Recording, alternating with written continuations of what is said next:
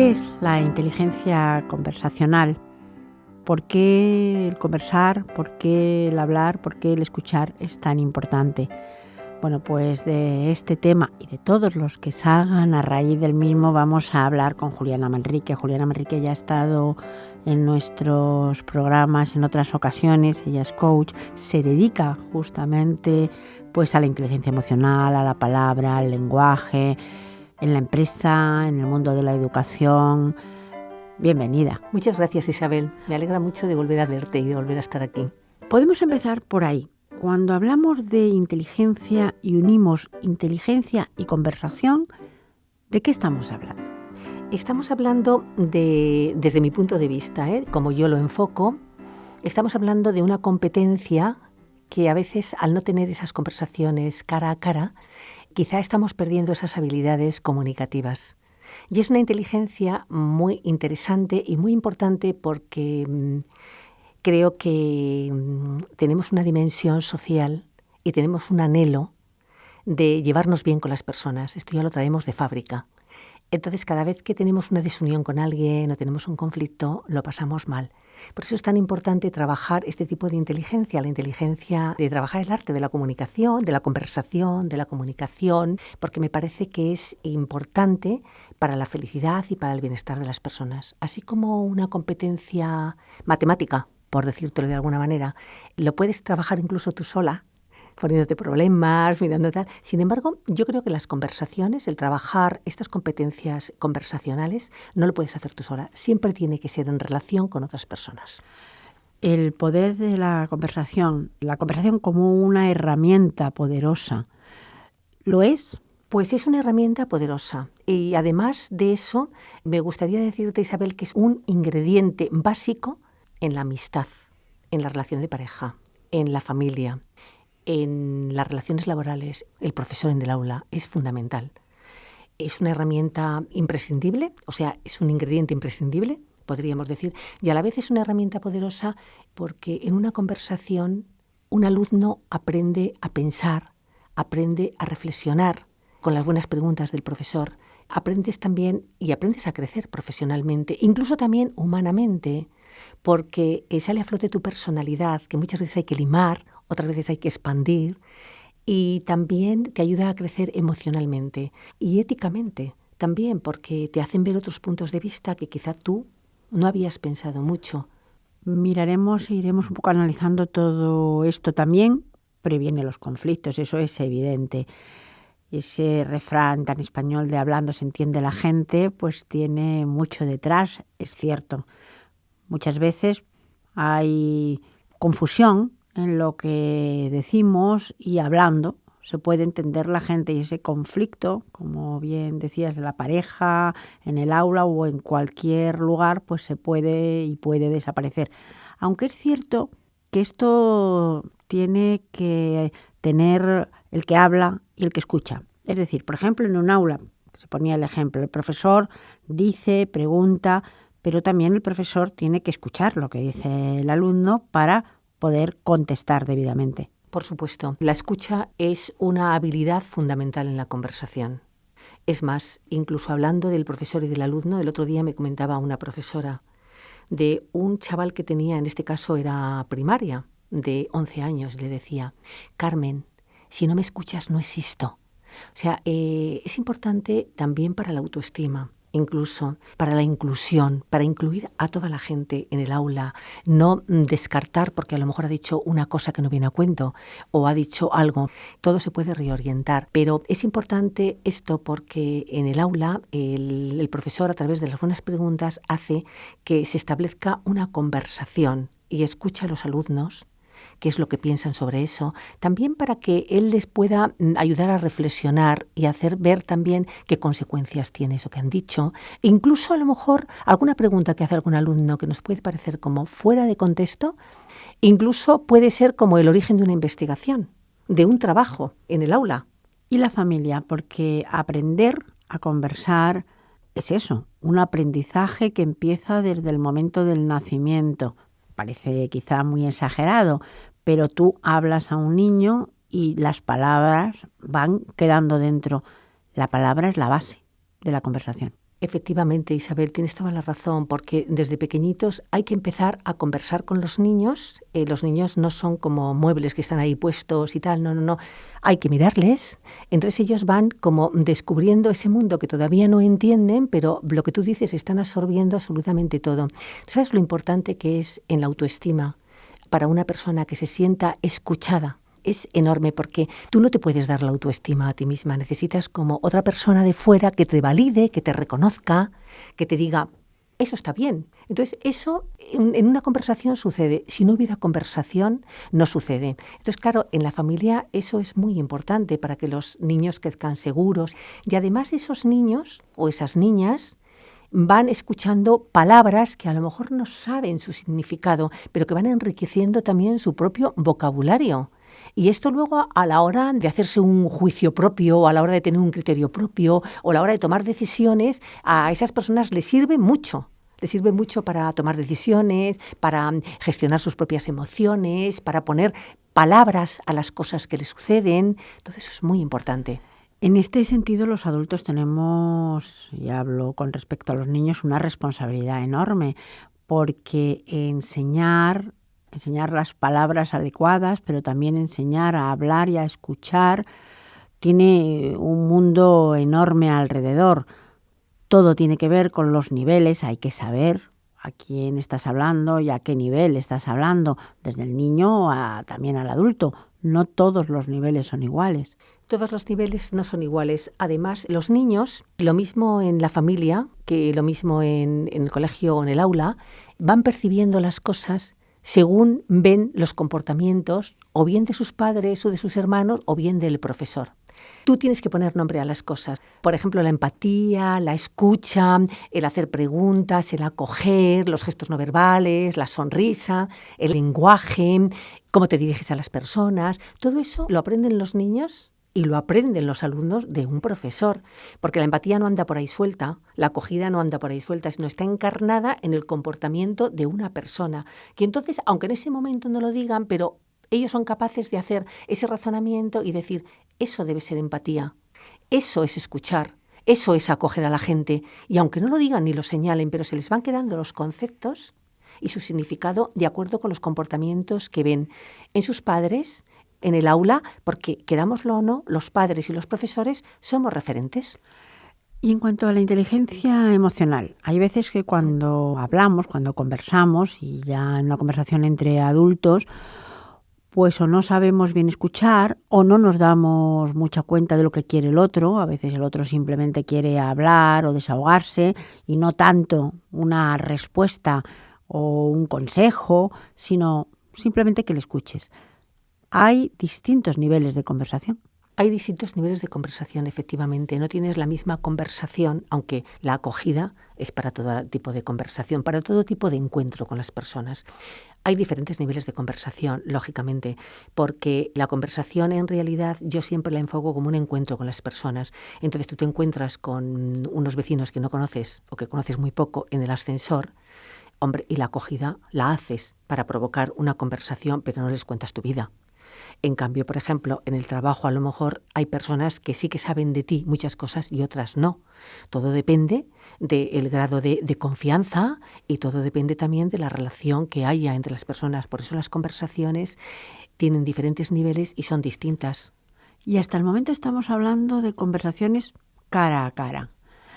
Pero verdaderamente vivimos en un mundo tecnológico y ahora mismo las conversaciones son a través de las redes sociales, de todas las redes sociales, no digamos estas conversaciones cortas de simplemente dónde estás, yo voy, ahora vengo, pero que a veces pueden causar graves conflictos y en vez de ayudar lo que hacen es distanciar. Esto mismo, porque hay cosas que las redes sociales están muy bien para cosas, bueno, pues muy puntuales o para cosas que requieran eso y además es impresionante lo rápido que se difunde una información y todo, pero cuando se trata, por ejemplo, de hablar con una persona, de explicarle un tema, de hacer un feedback, cuando se trata de motivar, cuando se trata de muchísimas cosas, las redes sociales y todo esto no sirve absolutamente para nada. Es más, puede crear conflicto, como tú dices, porque cada uno interpreta las cosas de una manera diferente. Hay una amiga mía que siempre dice que los WhatsApp los carga el diablo, porque se generan muchas veces muchos conflictos, sobre todo en estos WhatsApp de madres, de no sé cuántos, de padres o de lo que sea. Pues porque hay cosas que no se pueden decir por WhatsApp. Hay cosas que requieren una conversación cara a cara. Porque en realidad cada persona tiene su mundo e interpreta las cosas de acuerdo con el cableado que ella tiene en su cerebro. Sin embargo, cada vez vemos más frecuentemente que personas en una misma mesa que podrían hablar entre ellas, hablan o están con un teléfono móvil en la mano. Por lo tanto, eso es imparable. Lo que tenemos que hacer es un uso razonable, quizá, y que eso no tape lo que puede ser una conversación cara a cara, porque desde luego el uso del móvil o de distintos dispositivos, pararlo será imposible. Eso es así de cierto, o sea, las nuevas tecnologías son fantásticas. Lo único, las nuevas tecnologías, como te he dicho, Isabel, son fantásticas. Hay un libro que me leí yo hace un tiempo que es En defensa de la conversación. Es una investigación acerca de... Y además está hecho por una persona que se dedica a la tecnología. Ella es directora de un instituto tecnológico, y ella ha hecho muchas aplicaciones, ha creado muchas aplicaciones. Y es verdad que las conversaciones cuestan esfuerzo y es la manera más potente de estar en lo que haces y hacer lo que debes. O sea, eso que muchas personas lo hacen y que yo incluso estoy metida en ese ámbito del mindfulness, eso se hace muy bien en una conversación, porque el esfuerzo de escuchar, el esfuerzo de meter la cabeza en lo que te está diciendo, el esfuerzo de estar atenta a todo eso, eso es un músculo que se trabaja muchísimo en las conversaciones. ¿Qué se opone a la conversación en ese caso? Pues la multitarea. Pues tú entras en algún despacho de algún director, de alguna directora, sin levantar los ojos del ordenador, te dice, sí, pasa, siéntate y cuéntame. Me niego porque es que no me miran ni a la cara. O sea, esto no lo digo yo porque gracias a Dios no me ha pasado, pero hay mucha gente que te lo dice. Entonces es levantar la vista y es ver la cara de esa persona. Eso ya la conversación crea empatía. La conversación está llevando esta conversación, nunca mejor dicho, y me gustaría llevarla al cine, porque hay películas, algunas muestran casos reales, que son muy interesantes en este sentido. También alguna que se da, por ejemplo, en el aula. ¿Podríamos poner algún ejemplo? Yo hace unos años vi una película cubana que tuvo un premio, yo creo que en el Festival de Cine de Málaga, que se desarrolla en Cuba y es una maestra. La película se titula Conducta. Yo se la recomendaría a los profesores porque es una maestra que, por una parte, hay muchas cosas extrapolables y hay otras que no, realmente, porque el contexto no tiene nada que ver con el nuestro.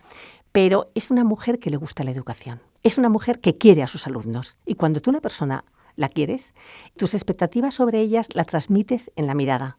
Y hace que la otra persona se suba. Y hace que la otra persona saque lo mejor. Entonces, está a través de su lenguaje, porque el lenguaje es muy importante. O sea, a veces no queremos hablar con la gente, con algunas personas en concreto, porque son personas que nos machacan. O sea, son personas que nos limitan en vez de potenciarnos, ¿no? Eso también pasa en las conversaciones. Y claro, hay que alejarse un poco, por lo menos que no nos afecte tanto. Pero, por ejemplo, Conducta, como tú has dicho, podría ser una buena película. Otra película que habla de la campeona mundial de ajedrez, Fiona, me parece que se llama La Reina de Cadwe, que también se desarrolla en un barrio marginal de Uganda, en Kampala. Otra persona que saca lo mejor de esos niños es el entrenador, un profesor que entrena.